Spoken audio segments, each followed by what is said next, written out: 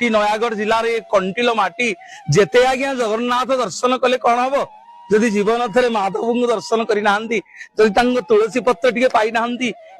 आज्ञा जगन्नाथ मूल विग्रह से दिन विश्वावसु भगवान कहला प्रभु जेते दिन कंद मूल देउथिली हाथे हाथ पाती नेउथिल प्रभु तुमे सते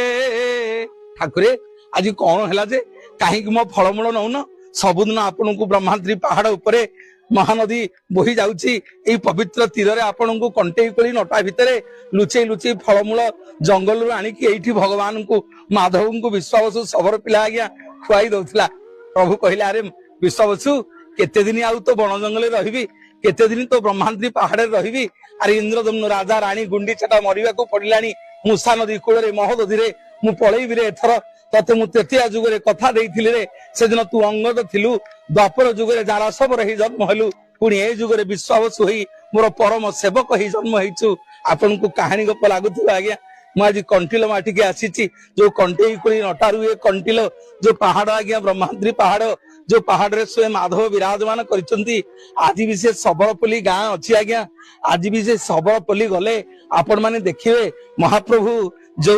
सियाली लटारे दोली खेलुथिले आज भी से सियाली लटा विश्वावसु अछि केतेबेले जहा सुनुछंती आसंतु प्रमाण नेबे जदि मिछ कहूची ए पवित्र महानदीर ए पवित्र ब्रह्माद्री पहाड़ जगन्नाथंगर पवित्र आदि क्षेत्र यही होची आदि क्षेत्र आपण वर्ष सारा जगन्नाथ को दर्शन करिया जहा वर्ष को जीवन एथरे आज्ञा माधव को दर्शन करिवे माधव को दर्शन करि नाहंती जगन्नाथंगर कृपा आपण मानू हबनी केतेबेले आसीबे पहिला भावरे भक्ति रे भगवान को निकट रे विश्वावसु कांदी कांदी कहूची हे मणिमा हे बलियार भुज ताले कुआडे जिवे ना सुख भोगीबा कुएबे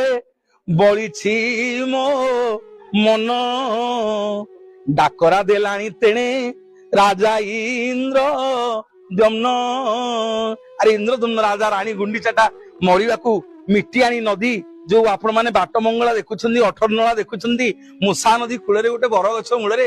मरिबा को पड़िलानी मु एथर पळेइबी रे ना प्रभु आपण सिना मते छाड़ी देकी जिवे मु ताहले कोन करिवि ना एई क्षेत्र जुग जुग पे रहिबो ए ब्रह्माद्री पहाड़ रे जो ब्रह्मा मते प्रतिष्ठा करितले मु एठी माधव रूप रे पूजा पाइबी आर ना हबो कंटिलो समग्र जगत रु भक्त कोण अनुकोण रु सूर्य चंद्र तारा थिला पर्यंत ए माधव क्षेत्र को आसीबे हां आज्ञा मंगलं भगवान विष्णु मंगल